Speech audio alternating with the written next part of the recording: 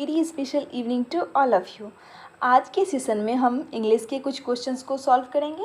ठीक है, इस क्वेश्चन में आपको ज़्यादातर क्वेश्चंस जो होंगे वो प्रीपोजिशन से कम ही क्वेश्चंस होंगे। ठीक है, साइनोनिम से ज़्यादा क्वेश्चन मिलेंगे आपको, एक दो क्वेश्चन मूवमेंट से भी मिलेगा। तो ये मतलब जो क्वेश्चन है ना वो रिपीटेड क्वेश्चन है, जो मैं क्वेश्चन आपको करवा चुकी हूँ। तो एक तरह से क्या है आपका मॉक टेस्ट है, तो आप क्या करो कि जितने भी क्वेश्चंस मैं बोलूँगी उससे पहले आप आंसर कर दिया करो।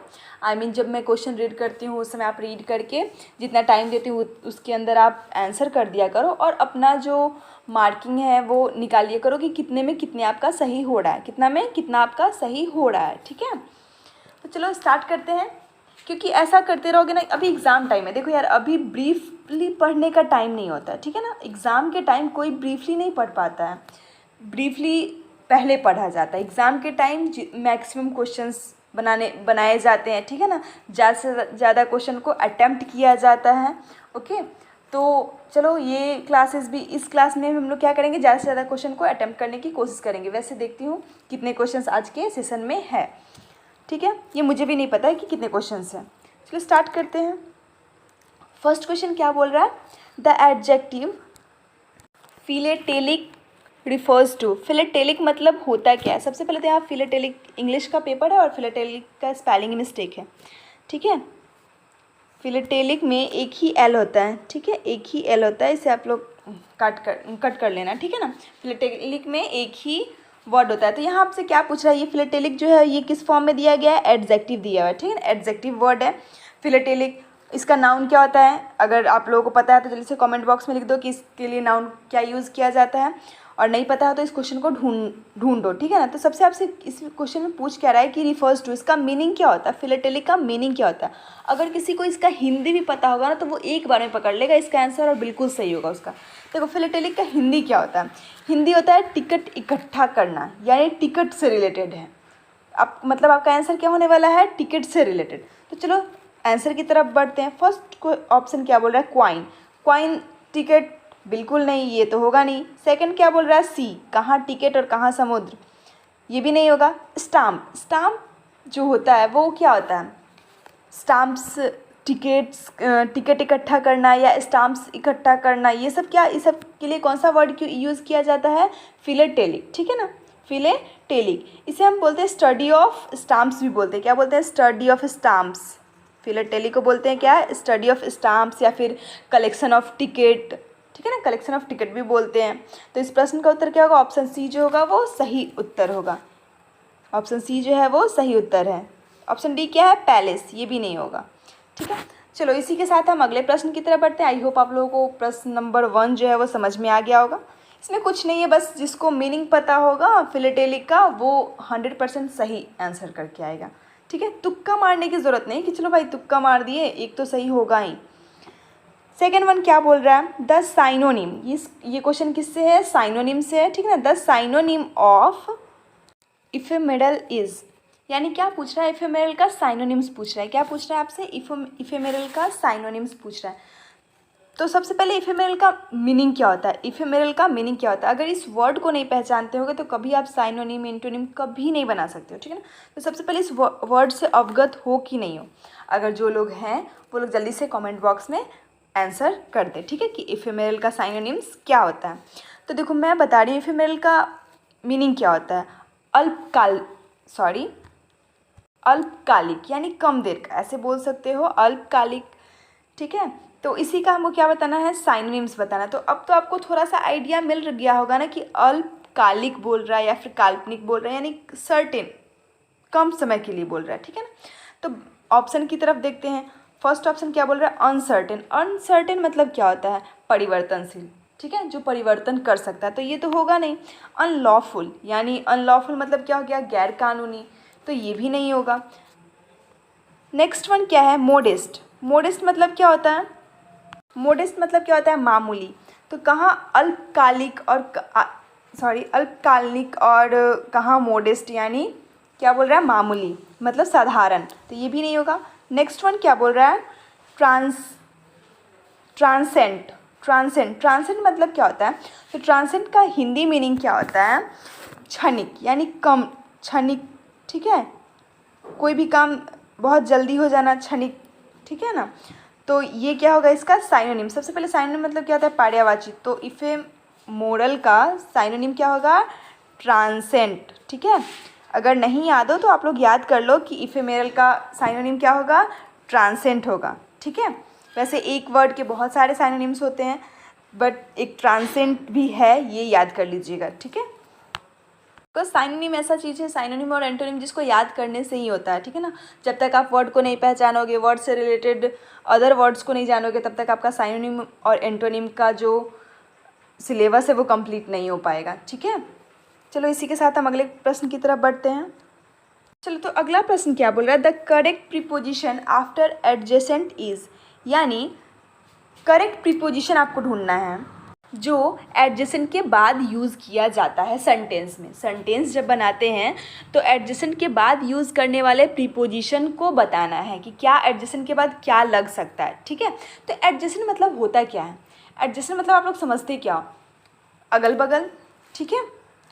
अगल बगल से भी नहीं समझ पा रहे हो तो चलो सिंपल वे में बताती हूँ कि जैसे कि एक दो घर हो और बीच में एक दीवार हो, एक दीवार से एक रूम अलग और एक रूम अलग, तो उसे हम क्या बोलेंगे, एडजेसेंट रूम बोलेंगे। वो दोनों एक दूसरे के एडजेसेंट रूम हुआ, ठीक है। तो एडजेसेंट के लिए आपको क्या करना है, करेक्ट प्रीपोजिशन को ढूंढना है। तो एडजेसेंट के लिए कौन सा प्रीपोजिशन यूज होगा, तो क्या होगा, टू होगा। क्या होगा, टू प्रीपोजिशन यूज़ किया जाता है एडजेसेंट के बाद, ठीक है। जैसे एक एग्जांपल ले लेते हैं, वेरी गुड, जिनका आंसर 3 है, इसका मतलब है कि उनका कॉन्सेप्ट क्लियर है, ठीक है। तो एक एग्जांपल बताते हैं। जैसे कि अगर हम टू प्रीपोजिशन का यूज़ करते हैं एडजेसेंट के बगल में, तो क्या हो सकता है उस कंडीशन में आपका सेंटेंस, तो her office is adjacent to mine, यानी मेरे बगल में उसकी ऑफिस है, ठीक है। तो यहाँ पे एडजेसेंट के बाद क्या प्रीपोजिशन हम लगाए हैं, टू लगाए हैं। तो एडजेसेंट के बाद वाला जो प्रीपोजिशन यूज़ होता है वो क्या होता है, टू होता है, ठीक है। चलो इसी के साथ हम अगले प्रश्न को देखते हैं। नेक्स्ट क्वेश्चन क्या है, ये रिपीटेड क्वेश्चन है, जल्दी से इस प्रश्न का उत्तर आप सभी को कॉमेंट बॉक्स में देना है। क्वेश्चन क्या बोल रहा है, a collection of hay is called, यानी ये क्या है, किससे, वन वर्ड से क्वेश्चन लिया गया है, वन वर्ड से क्वेश्चन लिया गया है। एक कलेक्शन ऑफ हे के कलेक्शन को क्या बोलते हैं, हे के कलेक्शन को क्या बोलते हैं, क्या स्टैक्स बोलते हैं, स्टेक्स बोलते हैं, क्लस्टर बोलते हैं, या फिर सेट बोलते हैं, या फिर टर्फ बोलते हैं। जल्दी से बता दो इसका आंसर क्या होगा। मैं बता चुकी हूँ, क्या बोलते हैं उसे, स्टैक्स बोलते हैं। क्या बोलते हैं, स्टैक्स बोलते हैं, ठीक है। चलो इसी के साथ हम अगले प्रश्न की तरफ बढ़ते हैं। नेक्स्ट क्वेश्चन क्या बोल रहा है, द एंटोनिम फॉर इंसोशिएंट वर्ड के लिए एंटोनिम बताना है, ठीक है, कि इंसोशिएंट वर्ड का एंटोनिम क्या होगा, ठीक है। क्या वेल्दी होगा, केयरफुल होगा, सर्विली होगा, या फिर सावोरी होगा, ठीक है। जल्दी से बता दीजिए कि इंसोशिएंट का एंटोनिम यानी विलोम क्या होगा, ठीक है। तो सबसे पहले इंसोशिएंट मतलब क्या होता है, इंसोशिएंट मतलब होता है चिंता मुक्त, यानी किसी चीज़ का टेंशन नहीं है, टेंशन फ्री समझ लो, ठीक है। तो जब टेंशन फ्री है तो क्या होगा आपका एंटोनिम, केयरफुल, यानी सावधान, ठीक है। तो आपको समझ में आ गया, ठीक है। चलो इसी के साथ हम अगले प्रश्न की तरफ बढ़ते हैं। आप लोग अपना मार्क्स काउंट करते रहना कि कितने सही हुए और कितने गलत। बाकी का मीनिंग पता है इसलिए मैं नहीं बता रही हूँ, बट सर्विली मतलब क्या होता है, सर्विली मतलब होता है गुलामी, ठीक है। ये वर्ड्स याद करते जाओ, या फिर एक बार दो बार रिपीट कर लोगे तो वो याद हो जाएगा, ठीक है ना। ये आपके लिए बेनिफिट का ही काम है अगर याद हो जाएगा तो। सावोरी मतलब क्या होता है, दिल खुश, क्या होता है, दिल खुश, यानी मन उस समय क्या होता है, प्रसन्न रहता है, ठीक है। चलो इसी के साथ हम अगले प्रश्न की तरफ बढ़ते हैं। वेल्दी मतलब आपको पता है इसलिए वेल्दी को छोड़ देते हैं। चलिए नेक्स्ट क्वेश्चन की तरफ बढ़ते हैं। नेक्स्ट क्वेश्चन क्या बोल रहा है, in this is the prize I got the pronoun is, ये जो एक सेंटेंस दिया गया है कि this is the prize I got, इस जो सेंटेंस है ये सेंटेंस किस प्रोनाउन का है, ये सेंटेंस किस प्रोनाउन का है, ठीक है। क्या ये डेमोस्ट्रेटिव प्रोनाउन का है, इंडेफिनिट प्रोनाउन का है, डिस्ट्रीब्यूटिव प्रोनाउन का है और रेसिप्रोकल। तो आप सभी को ये देख कर ना पता चल गया होगा कि ये किस प्रोनाउन का है, ये किस प्रोनाउन का है। तो इस प्रोनाउन अब मुझे पढ़ाने की ज़रूरत नहीं है, ठीक है ना। तो ये देखकर पता चल गया हो कि ये किस प्रोनाउन का है। तो जल्दी से इसका आंसर कमेंट बॉक्स में लिख दीजिए कि ये किस प्रोनाउन का है। ये किसका है? डेमोस्ट्रेटिव प्रोनाउन का है, ठीक है। किसका है ये सेंटेंस? किसका है? डेमोस्ट्रेटिव प्रोनाउन का है। ये भी पता हो कि इंडेफिनिट में क्या कौन कौन से वर्ड यूज़ होते हैं, डिस्ट्रीब्यूटिव में कौन कौन से होते हैं और रेसिप्रोकल में क्या क्या यूज़ होता है, ठीक है, कौन कौन से प्रोनाउन यूज़ होते हैं। चलो इसी के साथ हम अगले प्रश्न की तरफ बढ़ते हैं। इसमें रिकॉल करने की ज़रूरत नहीं है, ये प्रोनाउन आप लोग बहुत पहले से पढ़ते आए हो और इस पर पकड़ आप लोग का बहुत मजबूत होगा। चलो आगे बढ़ते हैं। तो गाइस अगला प्रश्न जो है वो थोड़ा सा मिस्टेक हो गया था, करेक्टली लिखा गया था, उसकी जगह इनकरेक्टली होना चाहिए, ठीक है ना। क्या बोल रहा है? द इनकरेक्टली स्पेल्ड वर्ड, मतलब इन 4 वर्ड दिए गए हैं उसमें से आपको क्या ढूंढना है? इनकरेक्ट वर्ड ढूंढना है जिसका स्पेलिंग इनकरेक्ट है, जिसका स्पेलिंग इनकरेक्ट है, ठीक है। तो ऑप्शन ए की बात करते हैं, ऑप्शन ए की बात करते हैं। फर्स्ट ऑप्शन में क्या बोल रहा है? कैंसल। क्या कैंसल का स्पेलिंग यही होता है? बिल्कुल नहीं। तो बिल्कुल नहीं, तो आपका उत्तर क्या होगा? कैंसल। बट चलो आगे वाले को भी देख लेते हैं, कहीं आगे भी गलत हो, ठीक है ना। नेक्स्ट वन क्या है? अचीवमेंट। नेक्स्ट क्या है? अचीवमेंट। तो अचीवमेंट का वर्ड स्पेलिंग यही होता है, बिल्कुल सही है, ठीक है ना। एपरेंस, एपरेंस का वर्ड भी यही होता है। स्ट्रेंथ, स्ट्रेंथ का वर्ड भी यही होता है। तो आपका उत्तर क्या होगा? कैंसल। उत्तर क्या होगा आपका? कैंसल। और इसका सही वर्ड क्या होता है आपको तो पता होगा ही, बट फिर भी मैं लिख देती हूँ CANCEL, ठीक है। चलो इसी के साथ हम अगले प्रश्न की तरफ बढ़ते हैं। देखते हैं अगला प्रश्न क्या बोल रहा है। CNCEL लिखा हुआ है, कंफ्यूज नहीं होना। नेक्स्ट वन क्या है? The sun rises in the east has which tense. मतलब एक सेंटेंस दिया गया है और पूछ रहा है कि ये किस टेंस का सेंटेंस है। The sun rises in the east, आपको पता होगा कि ये किस टेंस का सेंटेंस है, ठीक है। क्या ये प्रेजेंट परफेक्ट का है या सिंपल प्रेजेंट का है या फिर प्रेजेंट परफेक्ट कंटिन्यूअस का है या फिर सिंपल पास्ट का है। स्ट्रक्चर सबको याद होगा, बहुत पहले से टेंस पढ़ते आए और अभी भी आप लोग का रिकॉल हो रहा होगा, तो टेंस में गलत नहीं होगा। ये आंसर सबका सही होना चाहिए। जल्दी से बता दो कि ये किस टेंस का है, ठीक है। तो ये किसका है? वेरी गुड, जिन्होंने ऑप्शन बी को सेलेक्ट किया है। किसका है? ये सिंपल प्रेजेंट का है, सिंपल प्रेजेंट का है। इसका स्ट्रक्चर क्या होता है अगर पता है तो जल्दी से लिख दो कमेंट बॉक्स में, ठीक है। चलो इसी के साथ हम नेक्स्ट क्वेश्चन की तरफ मूव करते हैं। नेक्स्ट क्वेश्चन क्या है? Which is correctly written plural form. यानी इसमें क्या बोला है, 4 ऑप्शन दिए गए हैं और आपसे क्या पूछ रहा है कि करेक्ट वे में जो प्लूरल फॉर्म लिखा गया है वो बताइए, वो बताइए, ठीक है। तो फर्स्ट क्या है? स्टेप्सन्स।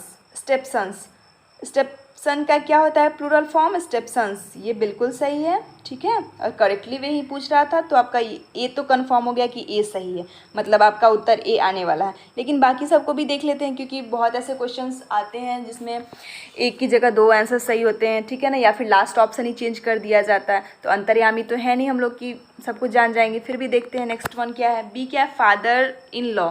तो क्या होता है इसका प्लूरल फॉर्म? ये गलत है, फादर्स इन लॉ होता है। क्या होता है? फादर्स इन लॉ होता है, ठीक है। हैंगर वन, ये भी प्लूरल फॉर्म सही नहीं है। एक्सिस, एक्सिसेज, ये भी सही नहीं है, ठीक है। चलो इसी के साथ, और ये सब का प्लूरल फॉर्म मैं बता चुकी हूँ इसलिए अभी रिपीट नहीं कर रही हूँ, ठीक है। तो इस प्रश्न का उत्तर क्या होगा? स्टेप्सन्स। इस प्रश्न का उत्तर क्या होगा? स्टेप्सन्स, ठीक है। चलो इसी के साथ हम अगले प्रश्न की तरफ बढ़ते हैं। What does the word obliterate means? obliterate का मतलब क्या होता है, यही आपसे पूछ रहा है, ठीक है ना। obliterate का मतलब क्या होता है यही आपसे पूछ रहा है। तो सबसे पहले obliterate का मतलब होता क्या है पहले ये समझ लो, फिर आंसर भी पता चल जाएगा कि क्या होता है, ठीक है। तो obliterate का मतलब क्या होता है? मिटा देना या फिर नष्ट कर देना या फिर काटना, ऐसा कुछ, ठीक है ना। तो इसी का पूछ रहा है कि इसका इस वर्ड का मतलब क्या होगा। मतलब आपसे इनडायरेक्टली क्या पूछ रहा है? आपसे इनडायरेक्टली साइनोनिम पूछ रहा है, पर्यायवाची पूछ रहा है। जब किसी वर्ड का मीनिंग पूछता है तो पर्यायवाची में क्या होता है? एक वर्ड दिया रहता है, उसका अदर वर्ड, मतलब अदर पर्यायवाची वर्ड दिया हुआ रहता है, मीनिंग तो सबका सेम ही रहता है ना। तो यही आपसे पूछ रहा है, मतलब इस तरह से आपसे क्या पूछ रहा है? साइनोनिम पूछ रहा है ऑब्लिट्रेट का, ठीक है। तो चलो देखते हैं क्या होगा। रिपीट, बार बार रिपीट करना ये नहीं होगा। फॉल्स मतलब गलत, साइलेंट मतलब चुप्पी, और इफेस मतलब क्या होता है? इफेस मतलब होता है मिटा देना या फिर काटना या फिर किसी चीज़ को नष्ट कर देना, ख़त्म कर देना, ठीक है। तो इसका साइनोनिम क्या होगा? इफेस। ऑब्लिटरेट का साइनोनिम क्या होगा? इफेस।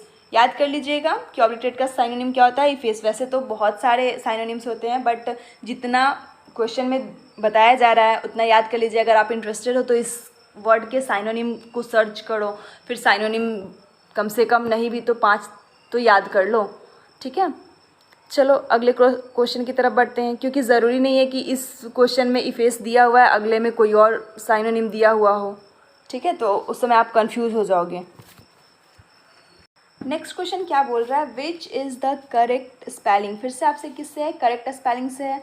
तो क्या एक स्पेलिंग को 4 तरीके से लिखा गया है, ठीक है ना। उसमें से क्या पूछ रहा है कि कौन एक है जो कि सही स्पेलिंग लिखा गया है, ठीक है। तो क्या है? डेसीडेंट। डेसीडेंट ये स्पेलिंग बिल्कुल सही है डेसीडेंट का, ठीक है। इसका हिंदी मीनिंग क्या होता है पहले बता दूं मैं। हिंदी मीनिंग वंशज होता है। क्या होता है? वंशज होता है, ठीक है ना, जिसको एक अदर वर्ड में हम हेरिडिटी भी बोल सकते हैं, ठीक है ना। चलो नेक्स्ट क्या है? डेसीडेंट ये बिल्कुल सही वर्ड है। डेसीडेंट ये गलत है। डेसीडेंट ये भी गलत है, ठीक है। ये भी सही है। मतलब इसमें कोई डिफरेंस दिख रहा है आप लोगों को? नहीं दिख रहा है, ठीक है ना। तो ये दोनों सही है। यहाँ पे क्वेश्चन एग्ज़ाम में ऐसा नहीं होगा, ठीक है ना। एग्ज़ाम में इसमें भी कुछ ना कुछ रॉन्ग दिया रहेगा, तो ध्यान से देखना है। लेकिन यहाँ हो सकता है कि क्वेश्चन टाइप करते समय हो गया हो ऐसा।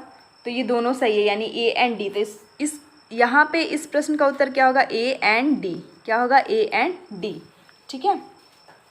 चलो इसी के साथ हम नेक्स्ट क्वेश्चन की तरफ मूव करते हैं। इस प्रश्न का उत्तर क्या होगा? A and D. Which one is incorrectly spelled. Same वही क्वेश्चन है, इनकरेक्टली बताना है इसमें। रिसीव सही है। ये सब क्वेश्चन में टाइम नहीं देते हैं, ठीक है, क्योंकि ये सब सिंपल क्वेश्चन है और कितनी बार रिपीट कर चुकी हूँ। रेफरेंस बिल्कुल सही है। रेसेप्ट बिल्कुल सही है। रेजिन ये भी बिल्कुल सही है, ठीक है ना। ये भी बिल्कुल सही है। इसका मतलब क्या होता है? ये वर्ड अगर देखा जाए तो इसका मतलब क्या होता है? इसका मतलब होता है शासन। क्या होता है? शासन, ठीक है। अगर आप इसको इस वे में लेते हो तो ये बिल्कुल सही है। इसमें चारों के चारों ऑल करेक्ट वर्ड दिए गए हैं, ठीक है। इनकरेक्टली कुछ दिया ही हुआ नहीं है, ठीक है। बट हो सकता है कि ये भी PDF बनाते टाइम ही गलत हुआ हो, ठीक है ना।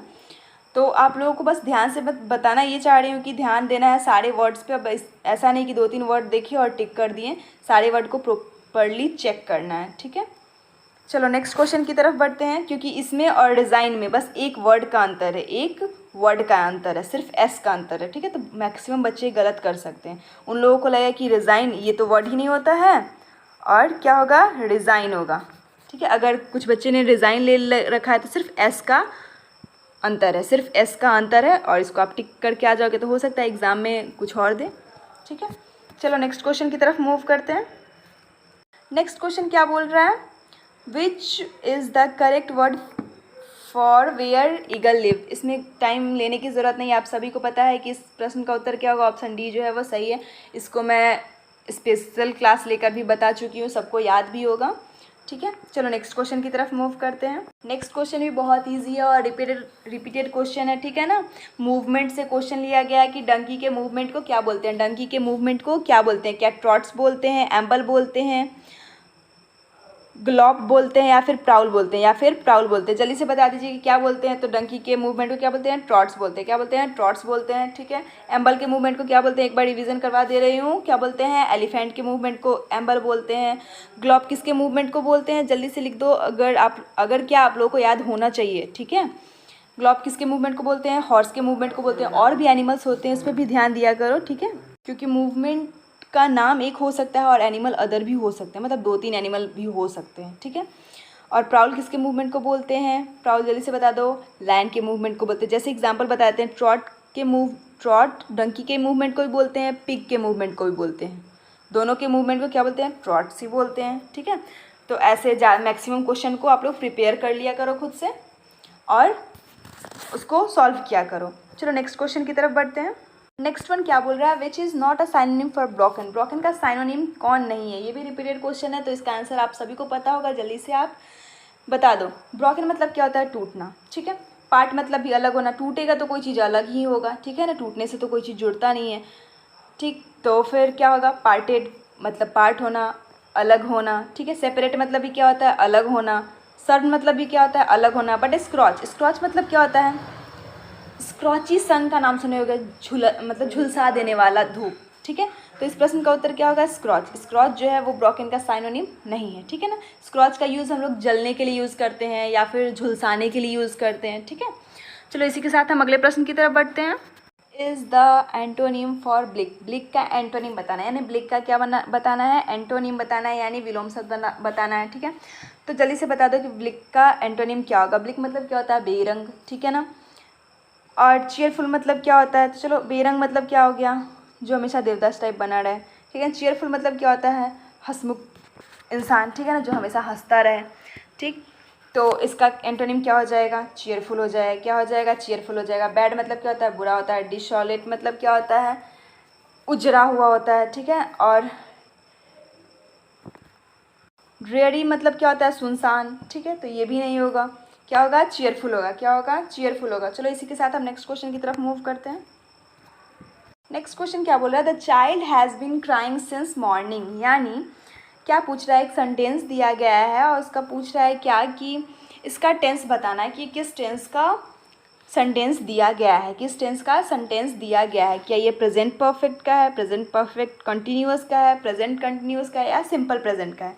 जल्दी से बता दीजिए आप लोग कमेंट में कि ये सेंटेंस किस टेंस का है। तो ये किसका है, इसमें क्या दिख रहा है, सब्जेक्ट दिख रहा है, हैज़ भी दिख रहा है, प्लस बीन भी दिख रहा है, ठीक है, और प्लस V4 भी दिख रहा है, और प्लस ऑब्जेक्ट दिख रहा है।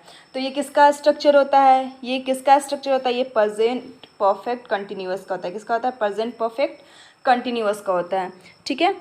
तो इस प्रश्न का उत्तर क्या होगा, प्रेजेंट परफेक्ट कंटिन्यूअस। चलो इसी के साथ आज के सेशन को एंड करते हैं। आप लोगों को जितना जितना मार्क्स आया हो कमेंट बॉक्स में लिख देना कि किसने कितना गेन किया, ठीक है। चलो इसी के साथ अब सेशन को एंड करते हैं। Thank you, thanks a lot all of you.